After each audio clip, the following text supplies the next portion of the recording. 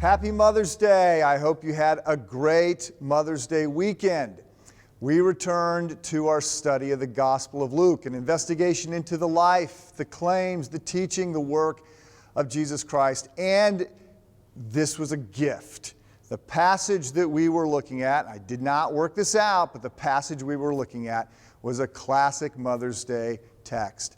I opened by making some observations about this passage, the last verses in Luke chapter 2, noting that it is an important passage because this is one of only 2 times that we have Jesus and Mary interacting, that it's the first words of Christ ever spoken.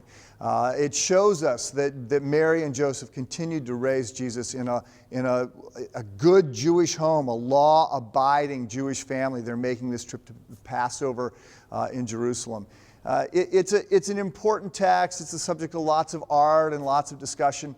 But I honed in on the fact that Jesus went missing for a number of days.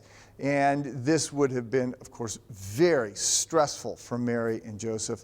And it suggests that, among other things, Jesus was a regular 12-year-old boy.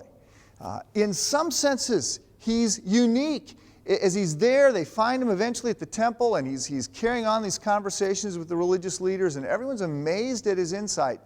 But on the other hand, he's a 12-year-old boy who's not thinking about his parents and who's not hanging out with them.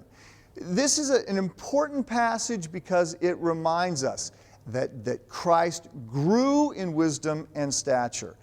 Even though he's fully God, he doesn't understand who he is and everything about his mission as he is growing as a young boy. And so from there, we went from the idea that Jesus was a normal boy to the fact that Jesus had a real mom. And I argued that moms matter.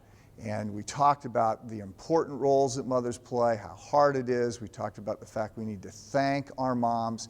And I ended with a challenge to moms, but it's a challenge to all of us, to put God first, to not be defined by our other roles as children or as parents, but to be defined as our role as a child of God, and to let the love of God, the grace of God, the mercy of God be what defines us most. Then, from that platform, we're able to be moms or dads or brothers or sisters, or whoever God calls us to be. Have a great study.